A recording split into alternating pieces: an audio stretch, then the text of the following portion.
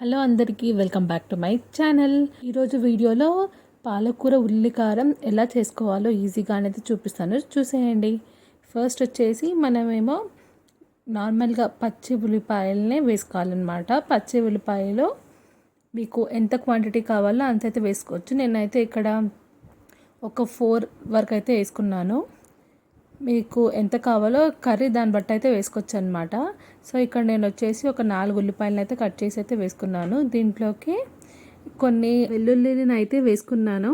వెల్లుల్లి కూడా మీరు క్వాంటిటీ కావాలంటే తక్కువ ఎక్కువ చేసుకోవచ్చు.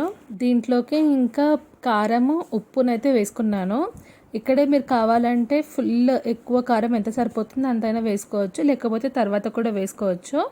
సో నేనైతే ఇక్కడ ఒక 1 స్పూన్ వరకు కారం వేసుకున్నాను, కొంచెం ఉప్పునైతే వేసుకున్నాను. దీన్ని మంచిగా ఇంకా మిక్సీ పట్టేసేయాలి. చూస్తున్నారు కదా, ఈ విధంగా అయితే మిక్సీని అయితే పట్టుకున్నాను. మంచిగా మనకి పేస్ట్ లాగా అయిపోవాలన్నమాట. దీని తర్వాత ఒక గిన్నెలో అయితే ఆయిల్ పోసుకోవాలి. ఆయిల్ కొంచెం హీట్ ఎక్కాక ఇందులోకి జీరాని అయితే వేసుకున్నాను. జీరా, మినపప్పు, ఇంకా ఎండుమిరపకాయలు అయితే వేసుకున్నాను అనమాట. 4 ఎండుమిరపకాయలను అయితే వేసుకున్నాను ఇక్కడ. మీరు కావాలంటే ఇంకా కారం కావాలంటే క్వాంటిటీని అయితే ఇంక్రీజ్ చేసుకోవచ్చు. దీని తర్వాత కరివేపాకుని అయితే వేసాను.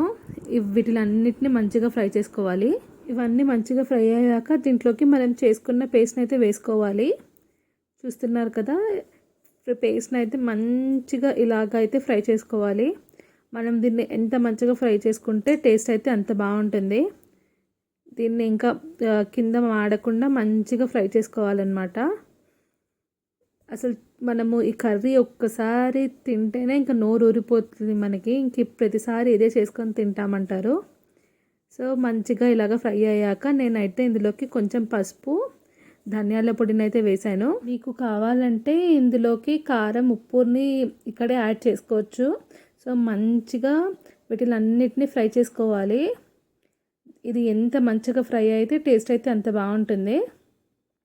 సో ఈ విధంగా మంచిగా ఫ్రై అయ్యాక మనము కడిగి కట్ చేసుకున్న పాలకూరను అయితే వేసుకోవాలి. పాలకూరను అయితే నేను ఇక్కడ ఒక 4 కట్టలు పాలకూరను అయితే వేస్తున్నాను.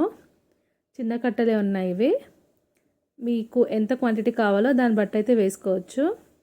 సో మంచిగా కడిగి పెట్టుకున్న పాలకూరను అయితే వేసాను. దీన్ని ఇంకా మంచిగా ఫ్రై చేసుకోవాలి.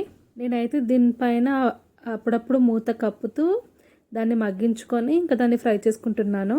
మనకి ఈ పాలకూర మంచిగా ఈ పేస్ట్లోకి అయితే మిక్స్ అయిపోవాలి. చూస్తున్నారు కదా, అసలు ఎంత బాగా కనిపిస్తుందో. అసలు మనం ఇది వండేటప్పుడు అయితే మంచి స్మెల్ అయితే వస్తుంది. దీన్ని మనం ఎంత మంచిగా ఫ్రై చేసుకుంటే అంత బాగుంటుంది. చూస్తున్నారు కదా, కర్రీ అయితే ఇంకా ఆఫ్ చేసేసాను. ఇంకా ఇది చల్లారాక అనమాట.